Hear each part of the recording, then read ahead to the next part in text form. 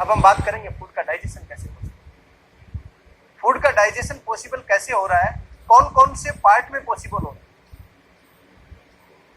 देखिए बेटा, सबसे पहले ओरल कैविटी में डाइजेशन पॉसिबल है। जितना भी फूड मटेरियल बॉडी के अंदर जाएगा उसमें से ओरल कैविटी में जो डाइजेशन पॉसिबल होगा ओनली 30% कार्बोहाइड्रेट का डाइजेशन पॉसिबल। ऐसा क्यों हुआ, कार्बोहाइड्रेट का ही डाइजेशन क्यों पॉसिबल हुआ? क्योंकि जो ओरल कैविटी में सलाइवा रिलीज होगा उस सलाइवा में salivary amylase carbohydrate digestive enzyme जो प्रेजेंट है वो एक ही एंजाइम प्रेजेंट है। इसके अलावा लिपिड और प्रोटीन के डाइजेशन करने के लिए कोई भी एंजाइम वहां पर नहीं। कह सकता हूं saliva mixed with the masticated food, जैसे ही सलाइवा मैस्टिकेटेड फूड में मिक्स होगा इस को हम बोलते हैं बोलस। बोलस क्या है? फूड मटेरियल प्लस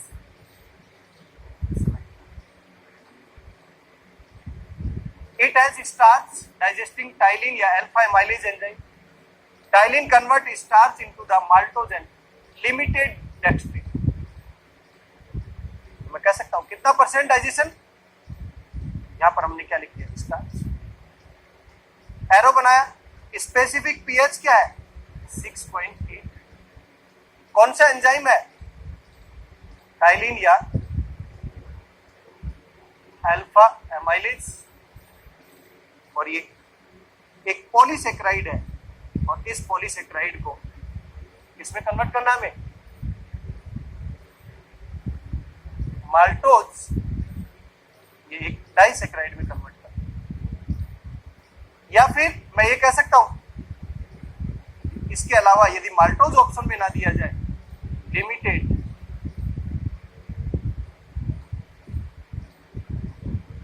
डेक्स्ट्रिन का फॉर्मेशन। और इस टाइलिन की एक्टिविटी को इनहेंस करने के लिए क्लोराइड आयन की रिक्वायरमेंट। ऐसे में जब भी हम खाने के साथ में यदि लाइम जूस ले लें तो लाइम जूस इसकी पीएच को डिस्टर्ब कर देगा। इट मींस सलाइवरी एमाइलेज की एक्टिविटी रिड्यूस हो जाएगी। क्लियर है मेरी बात? Since food stay for list time in cavity, बहुत कम समय के लिए ओरल कैविटी में फूड मटेरियल स्टे करेगा, starch digestion is only approx 30%। अब आपको यह भी पता होना चाहिए स्टार्च क्या है। पॉलीसेक्राइड तो है लेकिन रियल फॉर्मेशन कैसे होगा, स्टार्च कैसे बनता है?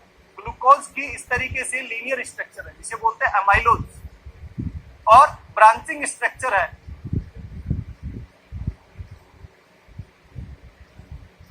इस तरीके। ये पार्ट है एमाइलोपेक्टिन और ये पार्ट है एमाइलोज। ये दोनों आपस में कंबाइन होते हैं तब जाकर किसका फॉर्मेशन होगा, स्टार्च।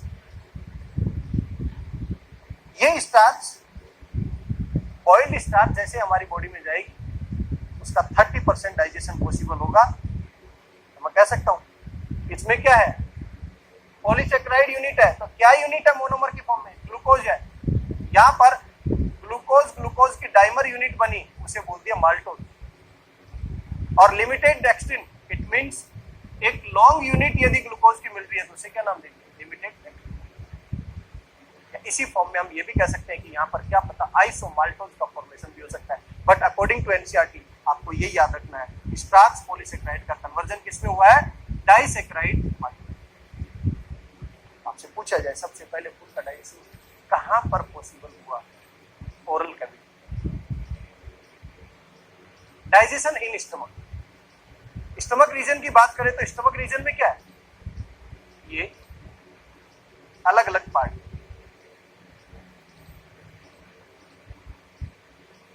यहां पर गैस्ट्रोइसोफेजियल स्फिंक्टर प्रेजेंट, यहां पर पाइलोरिक स्फिंक्टर प्रेजेंट, ये कार्डियक पार्ट, ये फंडस पार्ट, ये मेन बॉडी पार्ट और ये पाइलोरिक पार्ट। क्लियर? अलग अलग पार्ट। फूड मटेरियल जैसे ही यहां पर आएगा, यहां से एग्जिट करेगा, इससे पहले इस पार्ट में वाइडेस्ट पार्ट है हमारी एलिमेंट्री कैनाल, और यहां पर मसल्स की ट्रिपल लेयर प्रेजेंट है। आउटर मोस्ट सिरोसा, सिरोसा के बाद में मसल लेयर में कौन कौन सी लेयर प्रेजेंट है? लॉन्जिट्यूडनल भी है, सर्कुलर भी है और ऑब्लिक मसल भी। Then submucosa, then mucosa and then finally lumen.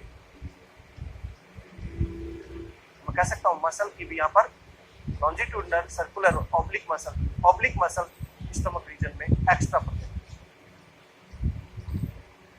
यहां पर जैसे ही फूड मटेरियल आएगा तो फूड मटेरियल को मिक्स करने के लिए यहां पर उसमें गैस्ट्रिक जूस मिक्स करना पड़ेगा। तो यहां पर फूड मटेरियल स्टे करेगा 4 से 5 आवर तक। जैसे मैं कह सकता हूं फूड मटेरियल में सलाइवा मिक्स हुआ था, तब हमने क्या बोला था? बोलस। लेकिन जैसे ही अब उस बोलस पार्ट में गैस्ट्रिक जूस और मिक्स हो गया तो मैं कह सकता हूं माउथ से आया था वो तो क्या था? बोलस। अब उसमें गैस्ट्रिक जूस और मिक्स हो गया तो ये क्या बन गया? काइम। स्टमक रीजन में इसे क्या बोलते हैं? काइम।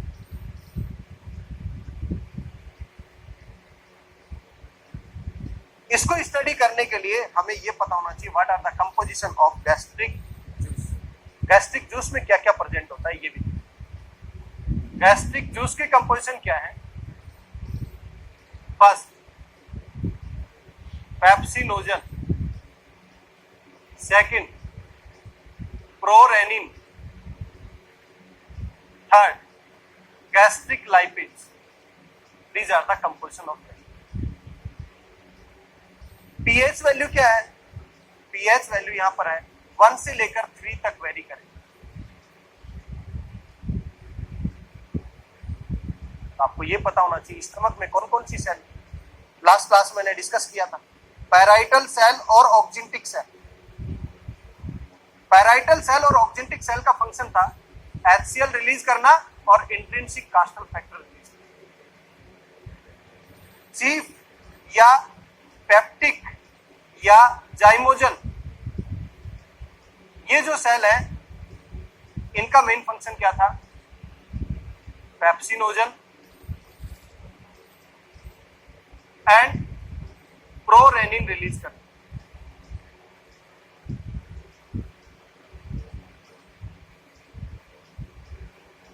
स्टमक रीजन के अंदर जो गैस्ट्रिक ग्लैंड है उन गैस्ट्रिक ग्लैंड के अंदर क्या है? पैराइटल ऑक्जिंटिक सेल, उसका मेन फंक्शन ये हो। चीफ पेप्टिक और जाइमोजन सेल, उनका फंक्शन ये हो। इसके अलावा जी सेल भी होती है, इसका फंक्शन है गैस्ट्रिन हार्मोन रिलीज करना। इसके अलावा डी सेल भी होती है जिसका फंक्शन होता है सोमेटोस्टेटिन रिलीज करना। इसके अलावा ECL एंटेरोक्रोमेफिन लाइक सेल्स,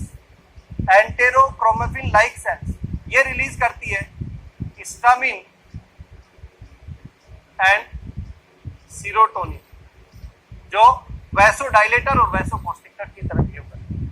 तो जी सेल, डी सेल और ECL सेल ये रियली में क्या है? Argentaffin cells. These all are argentaffin.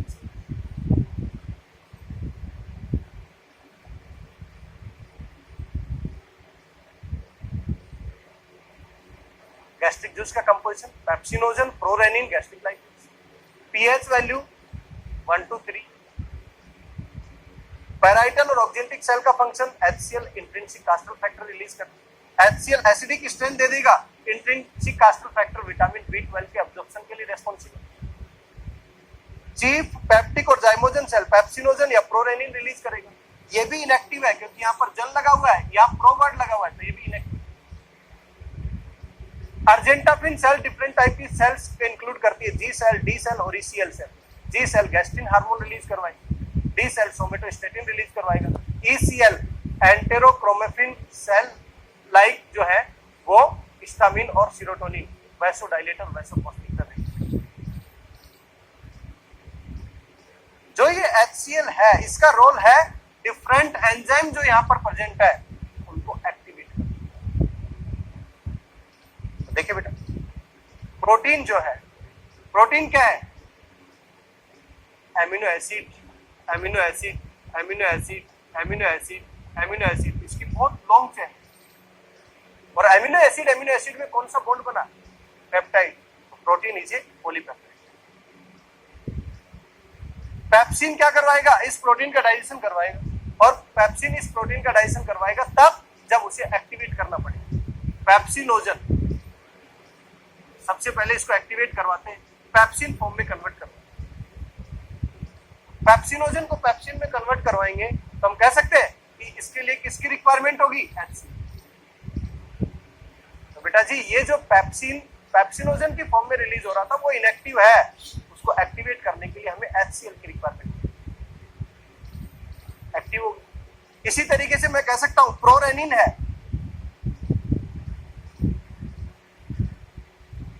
यहां पर HCl काम करेगा तो ये किसमें कन्वर्ट हो जाएगा? रेनिन। ये रेनिन मिल्क का इनिशियल स्टेप के डाइजेशन के लिए रिक्वायर्ड है। ये पेप्सिन, ये इस प्रोटीन का जो हमारे पास में पॉलीपेप्टाइड है उसको छोटे छोटे प्रोटियोजेज में या पेप्टोन्स में डिग्रेड करते हैं। इसका मतलब pepsin related to protein digestion. Casein milk के अंदर प्रेजेंट है, ये एक सोल्यूबल पार्ट है, और सोल्यूबल पार्ट पर जैसे ये रेनिन काम करेगा इसमें कन्वर्ट कर देगा इसको कैसिनोजन।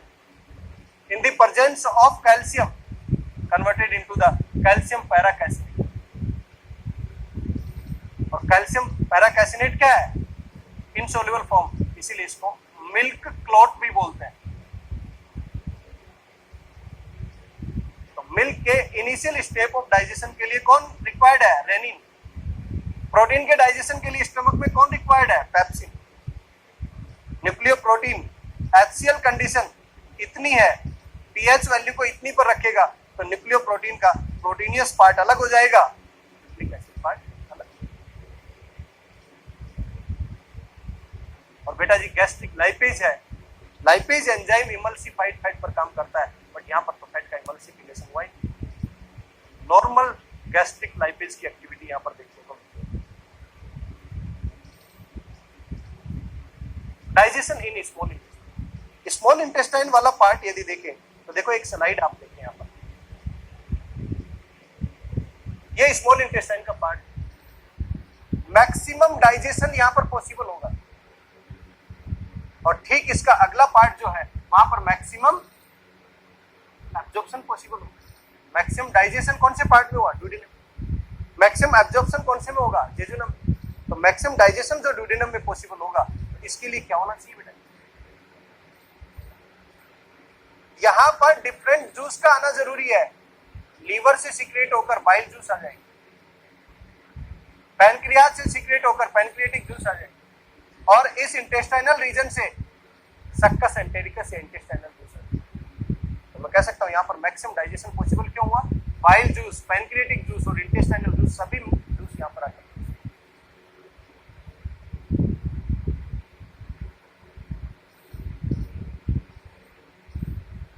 पैनक्रियाटिक जूस में प्रोटीन रिलेटेड जो भी एंजाइम है प्रोटीन के डाइजेशन के लिए, ट्रिप्सिनोजन प्रेजेंट होता है। ये जो ट्रिप्सिनोजन है ये इनएक्टिव फॉर्म में है, इंटेस्टाइनल म्यूकोसा रिलीज करती है एंटेरोकाइनेज, और ये एंटेरोकाइनेज क्या करेगा? ट्रिप्सिनोजन को बेटा जी ट्रिप्सिन में चेंज कर देगा, और ये जो ट्रिप्सिन बनता है ये प्रो कार्बोक्सीपेप्टाइडेज को कार्बोक्सीपेप्टाइडेज में और काइमोट्रिप्सिनोजन को काइमोट्रिप्सिन में चेंज करने का काम करता है। डायरेक्टली ये भी एक्टिवेटेड फॉर्म लिख दिया मैंने, ये भी एक्टिवेटेड फॉर्म और ये भी एक्टिवेटेड फॉर्म। जो प्रोटीन का पार्ट या पेप्टोन या प्रोटियोजेज, मींस पेप्टोन और प्रोटियोजेज वो पार्ट है जो स्मॉल इंटेस्टाइन में पेप्सिन ने प्रोटीन पे काम किया तब जो बना। कुछ प्रोटीन ऐसा है जो डायरेक्टली ऐसे आ गया जिसपे किसी ने काम नहीं। इन सब पे ये ट्रिप्सिन, काइमोट्रिप्सिन और कार्बोक्सीपेप्टाइड ये काम करेगा। यहाँ पर according to NCERT dipeptides formation, means यहाँ पर एमिनो एसिड की, जो यहाँ पर कोई भी प्रोटीन का डाइजेशन करवा रहा है, दो तरीके का एंजाइम हो सकता है, एक्जो और एंडो।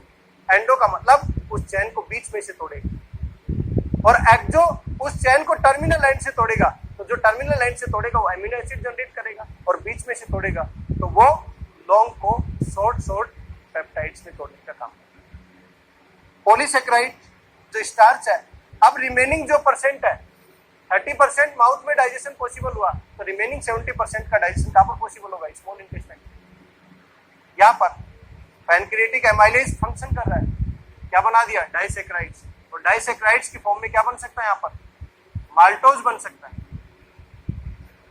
क्लियर है मेरी बात है?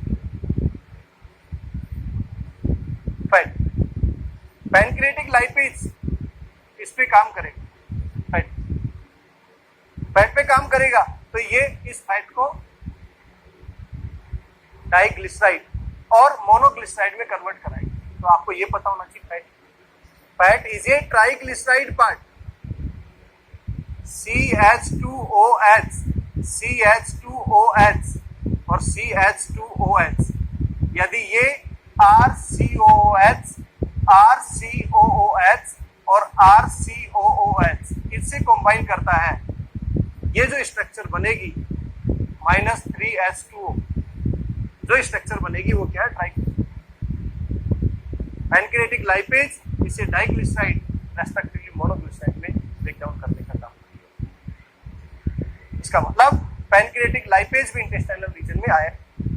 न्यूक्लिक एसिड, न्यूक्लिक एसिड क्या है? DNA and RNA। Nuclease, nucleotides और न्यूक्लियोटाइडेज उसको न्यूक्लियोसाइड्स में कन्वर्ट करने का काम। क्लियर है मेरी बात? क्या सक्कस एंटेरिकस इसी को बोलते हैं बेटा जी इंटेस्टाइनल।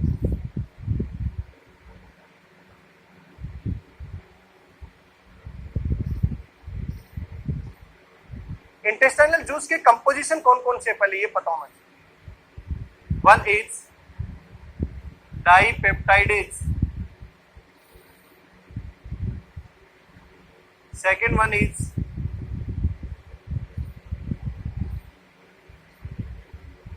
disaccharidases,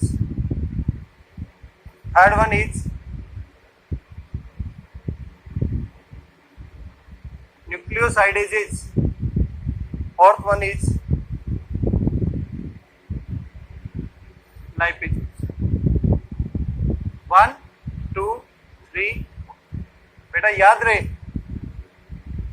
सलाइवा का क्या कंपोजिशन है, बाइल जूस का क्या कंपोजिशन है, गैस्ट्रिक जूस का क्या कंपोजिशन है, पैनक्रिएटिक जूस का क्या कंपोजिशन है, और सक्कस एंटेरिकस इंटेस्टाइनल जूस का क्या कंपोजिशन है। जब तक आपको कंपोजिशन नहीं पता होगा तब तक आप उस फूड मटेरियल का डाइजेशन नहीं करा सकते। क्लियर? तो देखिए, डाइपेप्टाइडेज, जो आपके पास डाइपेप्टाइड मिला है इसके ऊपर एक्ट करेगा, और डाइपेप्टाइड का मतलब हो गया अमीनो एसिड अलग अलग सेपरेट कर देंगे।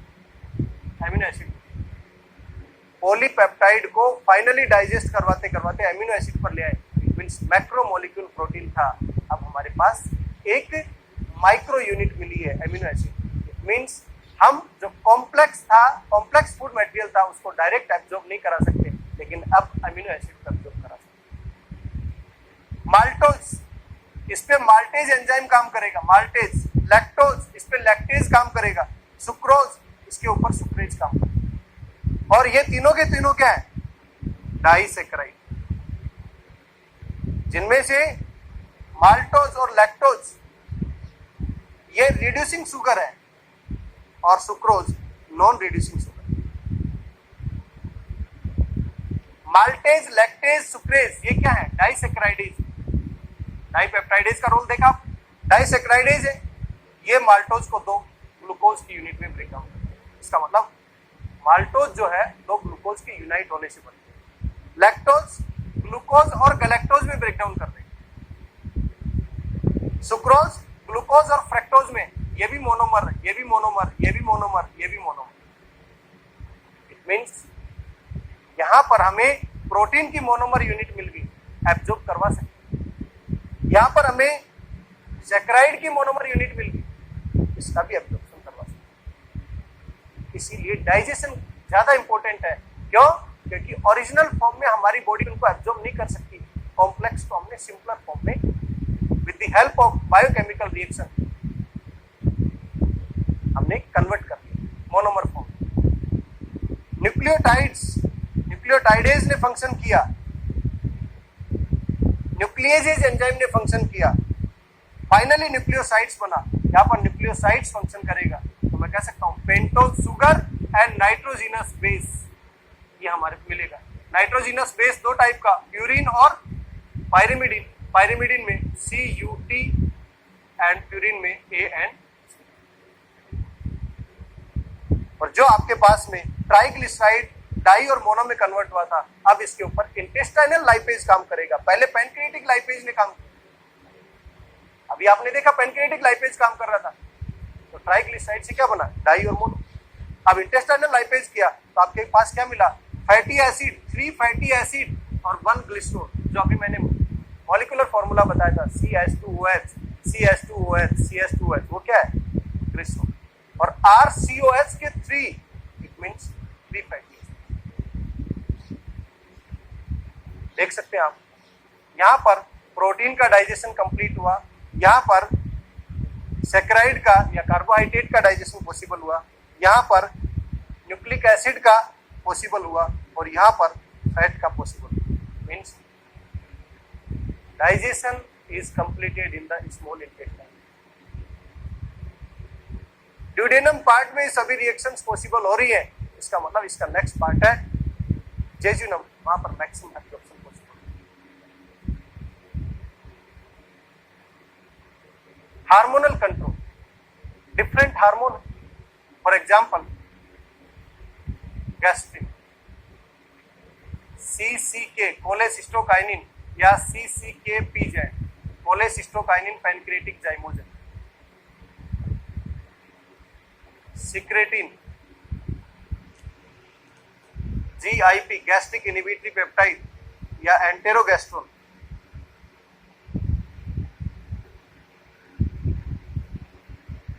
गैस्ट्रिन ये हमारी बॉडी की गैस्ट्रिक ग्लैंड पर स्टिमुलेशन देगा, इससे गैस्ट्रिक जूस, मैं कह सकता हूं HCl एंड पेप्सिनोजन, इसके सीक्रेशन में हेल्प करेगा। इसकी टारगेट साइट क्या है, इसकी टारगेट साइट है स्टमक, लेकिन CCK, सिक्रेटिन एंड GIP इनकी टारगेट साइट, तीनों की टारगेट साइट है intestinal region, means duodenum. CCK-PZ का रोल क्या है, cholecystokinin pancreatic zymogen, means gall bladder के अंदर कॉन्ट्रैक्शन करेगा, इट मींस बाइल जूस का रिलीज और पैनक्रिएटिक जूस के रिलीज में हेल्प करता है। सिक्रेटिन फर्स्ट नॉन हार्मोन है, पैनक्रिएटिक के एक्सोक्राइन पार्ट पर एक्ट करके वहां से वाटर और बाइकार्बोनेट को रिलीज करता है। GIP ये गैस्ट्रिक सिक्रेशन को इनहिबिट करता है, जैसे फूड मटेरियल स्टमक रीजन से इंटेस्टाइनल रीजन में चला जाएगा तो गैस्ट्रिक मोटिलिटी को और गैस्ट्रिक सिक्रेशन को इनहिबिट करने का काम। आई रिपीट, गैस्ट्रिन का रोल है गैस्ट्रिक ग्लैंड को स्टिमुलस करके, या मैं कह सकता हूं गैस्ट्रिक ग्लैंड को स्टिमुलेट करके वहां से गैस्ट्रिक जूस को सीक्रेट कराता है। मैं कह सकता हूं या तो HCl को सीक्रेट करा रहा है या फिर पेप्सिनोजन। CCK-PZ गॉल ब्लैडर में कॉन्ट्रैक्शन अप्लाई करेगा, गॉल ब्लैडर में कॉन्ट्रैक्शन होगा तो बाइल जूस भी रिलीज होगा, हिपेटो पैनक्रिएटिक डक्ट के थ्रू पैनक्रिएटिक जूस भी आएगी, पैनक्रिएटिक जूस और बाइल जूस के रिलीज रिलेटेड। सिक्रेटिन पैनक्रियाज के एक्सोक्राइन पार्ट पर काम करके वहां से वाटर और बाइकार्बोनेट आयंस को रिलीज करता है। GIP एंटेरोगैस्ट्रोन ये जैसे फूड मटेरियल ड्यूडेनम पार्ट में जाएगा तो गैस्ट्रिक सिक्रेशन को इनहिबिट करने का काम करेगा। और इसी चैप्टर को बायोमोलिक्यूल से यदि कोरिलेट करके देखेंगे और भी मजा आएगा, क्योंकि बायोमोलिक्यूल में हम क्या करते हैं, स्ट्रक्चर का फॉर्मेशन करते हैं कि कार्बोहाइड्रेट कैसे बना, प्रोटीन कैसे बना, लिपिड कैसे बना, न्यूक्लिक एसिड कैसे बना, वहां पर तो हमें बनाना है और डाइजेशन में उनको क्या करना है, ब्रेक डाउन करना है। Clear? Wish you all the best, thank you so much.